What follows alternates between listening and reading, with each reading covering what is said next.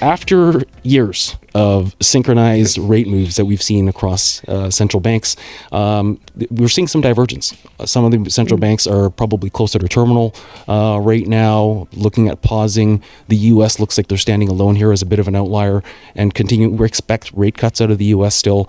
How does this policy divergence maybe shape currency, bond, equity markets for 2026? Can you comment on that? And where do you see opportunities? And you have the entire added element of the politics, right? Getting a new Fed chair, and we could talk about that and the political element there. But there's certainly some, I'd say in terms of recent history, unprecedented sort of pressure from the president, from the federal government side of things to install somebody that's much more dovish. All of that leading to more expectations that the U.S. will continue to cut, and that's despite of probably not an economy that's flirting with a recession, a labor market that is cooling though to a greater degree.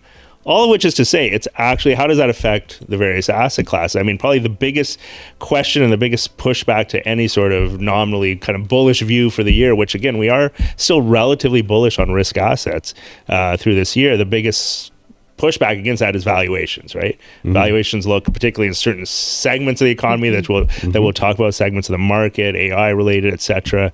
Valuations do look pretty expensive. But if you have a central bank and the Fed being kind of that primary central banker to the world that drives asset valuations to a much greater degree, given the central role of U.S. treasuries and the U.S. dollar, a central bank that's, a Fed that's still geared towards easing can keep these higher valuations elevated for a longer time, right? So as much as, investors might be concerned around valuations, this is probably not the year where that, really comes home to roost. So important for risk assets, it's going to be very supportive from that perspective. Across the fixed income side of the equation, you'll probably see, if the Fed is cutting rates, but the economy is not doing horribly, you'll probably see the longer end of the yield curve remaining a little bit stickier than usual. So bonds, this place of bonds, the portfolio, still very much about some pretty reasonable income, but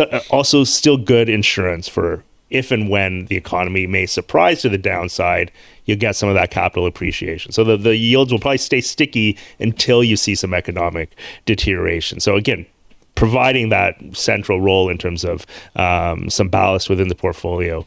And the currency side of the equation, I guess, is the other piece. So the US dollar, of course, had a pretty weak year, unusual back in 2025. A lot of this narrative, I think, has been priced into the US dollar. So I'm not expecting a repeat of that. I think there's a lot of, I'd say, the broad consensus is that the US dollar will weaken further this year. I think a lot of that has been priced in, but certainly a scenario where the Fed is an outlier and being more dovish, that will, I think, keep a bit of an anchor, at least, on the value of the US dollar. Very much agree with your thoughts there, Chad. In a minute, Christine, I'm just going to ask you this question that's already come in. They're coming in fast and furious. There is an old adage that markets don't like uncertainty. But the markets keep rallying during all of this uncertainty. We're talking about the rate cuts that could support valuations. What are your thoughts around that? I'm going to quote, I can't recall the strategist now, maybe Chad, you remember it, but the sushi trade. Stocks usually stop having interest. And it sounds a bit tongue-in-cheek, but it's meant to sort of convey the fact that to some extent, we've been dealing with a lot on the macro front, really since 2020. And in a way, it's the initial shock, even with the reciprocal tariffs, the initial shock is what causes the market to react. And then it sort of gradually reverts. So now the market is very much focusing on, okay, this is uncertainty. This is not great, geopolitically, let's say. But does it impact the earnings of what I own?